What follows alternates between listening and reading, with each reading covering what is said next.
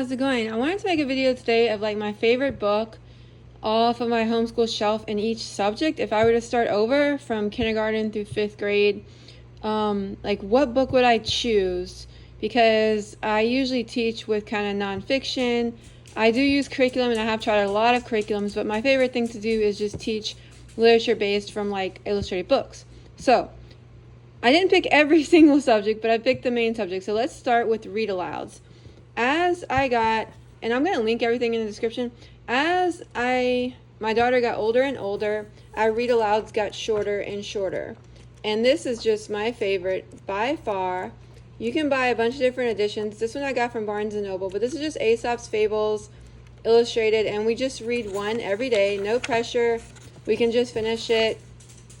I think read alouds were more important for us in like kindergarten and 1st grade when she wasn't really reading as much on her own. So I did do a lot of like read alouds with her. But as far as now that she's getting older, I would say 3rd grade going forward, as her reading got stronger and stronger, we've got shorter and shorter. And this is just my favorite read aloud ever. And yeah, so I love this book. It's definitely thick enough to where we're going to have it the whole 5th grade year, because because we homeschool, but this would be a beautiful book for anyone, not just homeschool. But yeah, I love this book as a read aloud.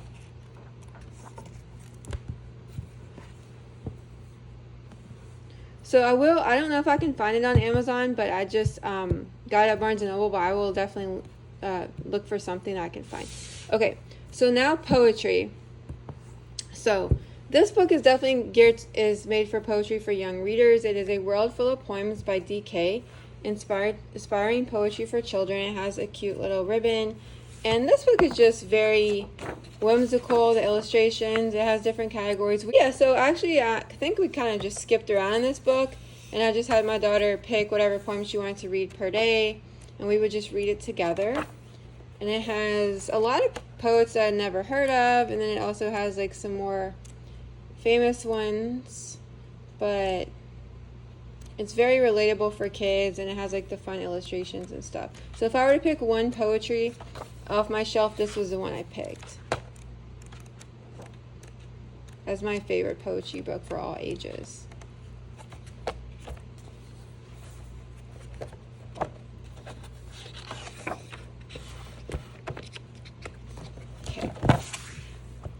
So that's poetry. So continuing with language arts, well, sort of. Actually, no, this is more like, so language arts, is so much like writing and reading. That was my favorite read aloud, that was my favorite poetry book. Now this is just my favorite book that we would kind of read together at the beginning of our day. And it's a book to learn different languages. It's Hello World, a celebration of languages and curiosities. It also kind of ties into geography. We actually used it just as a language. So this is like my pick for like foreign language. And it has like all the different ways that people say hello in Europe. And then of course North America, separated by the continents, which is really nice. And then you also get to introduce your child to all the different ways you can just say the most common greeting, I think, worldwide, which is hello. And this is, yeah, it's just very simple. I just use this as like a language introduction. The same way kind of I use like vocabulary introduction, which will be my next book. Exposure is the word I'm looking for. Sorry, I said introduction. Okay, so I really love this book for just general language exposure. And then for general vocabulary exposure, I have a bunch of these books. This is my favorite one, The Dictionary of Difficult Words. And it is by Frances Lincoln, which is a really nice publisher. And so yeah, so this one we literally just, I think I had her skip around on this one too, where I also like how it has the parts of speech here. I just kind of had her skip around, and just every day she would just read a different word and say it out loud.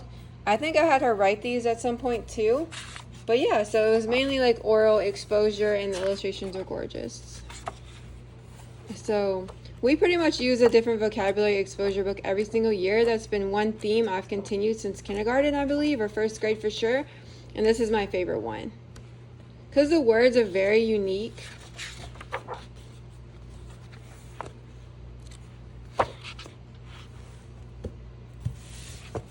Okay, so that sums up like language and language arts. Now my geography pick is the 7 continents of the world. Now I do believe that this is out of print, but you guys, you can still look on like thrift books, betterworldbooks.com, Amazon has used books, eBay, etc., etc. So I'm still going to link it on Amazon, and you can still find it used. So if you're interested, this is the 7 continents of the world. Now this is a very like introduction like to the 7 continents, but what I love is it's very hard to find. I found over the past years that it's very hard to find, a book that has each continent on a separate page. So what I like about this is it starts with North America. You know, it tells you it has like made up of 3 large countries, and then it has like the lift the flaps, which are very engaging. As you can probably notice, I love lift the flap books for illustrated books, and so just you can spend as long as you want on this 2-page spread. So we actually spent quite a bit of time on just the 2-page spread. We didn't just do like one continent a day, and then like we would check out picture books or read picture books to go with this. So I really like how it separates it. A lot of books I find overcomplicate geography, and I prefer something real simple, and then you can kind of just do your own, add in your own book. So I really loved this book. We used this book, I think, for 1st grade geography, and I would definitely use it again if we were doing a world geography as just kind of like a starter. Yeah, so I really love it. And it has just little facts, different facts about the different parts of the continents. So yeah, so this is my favorite geography book that I've come across for world geography. I wanted to focus on a geography book that had like just was world. So yeah, that was my one. It was very hard to pick one book per subject off my shelf, but yeah, that was my geography pick. Okay, science. I would say science was like the hardest because I honestly don't have a lot of science books that have like a general science in it where it has like, this is by DK, Life Cycles. So I picked this one because I think you could make a whole curriculum, your own curriculum based on this book, or you could just use this book for your entire curriculum because it has life cycles of science through different types of science like space, earth, plants, animals. So you could like get almost every part of science in this, if not all. I'm not sure. Obviously it's not, we're not focusing on chemistry or like physics in this. We're focusing on just like a general science because those are more like specialty sciences or like specific. So I wanted to just pick a general science that could be used in like, I would say elementary and middle. And so yeah, so I really liked this book. We used this book, I believe, in 3rd or 4th grade. And I also like the fact that you can draw the cycle on like a notebook. So you can do like notebooking with it. Goes really well with this book, like a sketchbook. And so you can learn about, and then you can just use a 2-page spread to pick more books on the subject. So that's why I like this book, because you can add on with it, and that's like my favorite types of books for nonfiction for children. So yeah, I like how it has a lot of different, or you could just use this book as a reference, but any way you use it, I think it was just my favorite general science book that just picked up on a good amount of different types of science, like science information.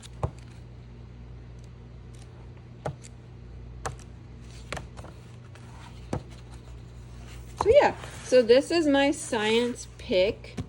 That was hard. Okay, and so for history, this is my history pick, When on Earth Again by DK. This book, I want to say we might have used it as a spine one year. You definitely can. It has pretty much all the way from the ancient world to modern times. And you can use this book. It has a timeline before each period. And then the 2-page spread with the maps. I like how it's map heavy. And my daughter and I are both very visual. And we would rather learn history through maps, personally for us, than like just reading more and more text, even though I always do a variety. But yeah, I really like this book. I really think you could use this book for years, and it could be like your only source. You don't have to go out and buy a bunch of other books to go with it, I don't think. You could watch videos, and that's the motivation I had for this video. Like books that you guys or anyone could use, that their child would just love looking at for fun, and or you could use for curriculum or something like that. Or they would make good gifts.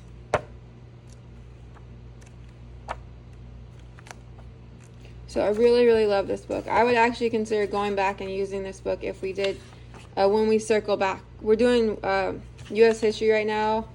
I'm teaching my daughter U.S. history, but I would actually use this book again.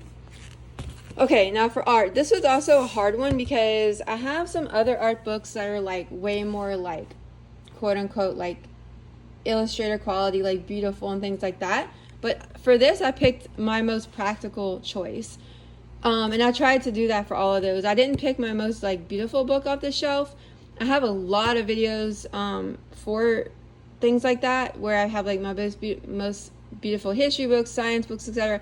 I tried to pick like really more practical. So this is like my favorite art book by far, which is more of a workbook, which is a little bit different than the other ones. But yeah, so this one's teaching the elements to your child. And again, I like how it breaks it up. Those are my favorite types of books. Books that break things up, and then you can go back and add more. And so this was a workbook, but yet it's not meant to be written in. So it's not really a workbook. I said workbook, but it's more of just like, well, you're supposed to make copies. So yeah, I forgot about that. So yeah, I did make copies years ago. But yeah, so it starts with line, and then you do all these activities on per element. And I loved it. We didn't do every single project, which we never do in any book, but I would say by far, this was like one of the only art books we did, like, I would say like 80 to 90% of the projects in. Most art books I'm not a fan of like the project ones. I really haven't found one that I actually like, other than this one, that I've like just loved, like for my daughter. And I didn't pick art history either, because we do have a lot of those books, because honestly, I'm still looking for my favorite art history book. There isn't one on my shelf. So I'm still looking for that. But yes, as far as just like art, teaching art, like art method or whatever, art projects, this is my favorite one. And yeah, so I love it. And I want to go back and circle back and do elements with my daughter. I probably won't use this one because we've already used it, but I just like to keep it just in case. I like to keep all my art books. I studied art in college, so art is one of those subjects that's I take very serious, but yet I haven't been real lucky with finding a lot of art teaching materials. So a lot of times we just wing it. But looking back, this was my favorite one. And I really liked doing the simple things like this, like printing this out. Or you don't even have to print it. You could just use a blank sheet of paper and then just kind of use it as a guide, which we did sometimes. Mixing colors with white, teaching children about like tints. And then you could do black for shades. So yeah, I like how it just broke it down. So yeah. And I think this could work with a variety of ages. What does it say? Grade 1 through 6. Yeah. Thanks so much for subscribing. If not, I'd love for you to do so. Take care. Bye.